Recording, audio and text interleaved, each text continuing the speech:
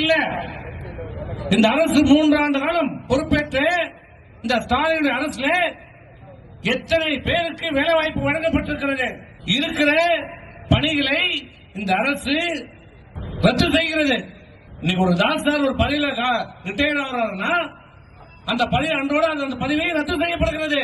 புதிதாக அதில் நியமிப்பதற்கு நடவடிக்கை எடுக்கப்படவில்லை. இந்த அரசோட லட்சணம் 3 வருஷம் இந்த வேலை வாய்ப்பை தேர்வு செய்கிற தேர்வு ஆணையத்துக்கு ஒரு தலைவரை கூட நியமனத்துக்கு வக்கு இல்ல, துப்பு இல்ல. உனக்கு எதுக்குற ஒரு ஆட்சி? எதுக்கு இவனுக்கெல்லாம் ஒரு ஆட்சி?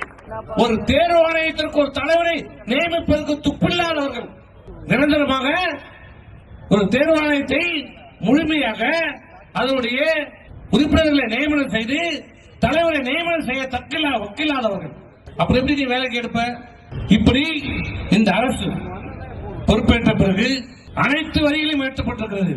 வீட்டு வரி உயர்த்தப்பட்டிருக்கிறது, சொத்து வரி உயர்த்தப்பட்டிருக்கிறது, நில வரி உயர்த்தப்பட்டிருக்கிறது, பால் விலை உயர்த்தப்பட்டிருக்கிறது, பஸ் கட்டணம் உயர்த்தப்பட்டிருக்கிறது, மறைமுகமாக மின்சார கட்டணம் 3வது முறையாக இன்றைக்கு உயர்த்தப்பட்டிருக்கிறது.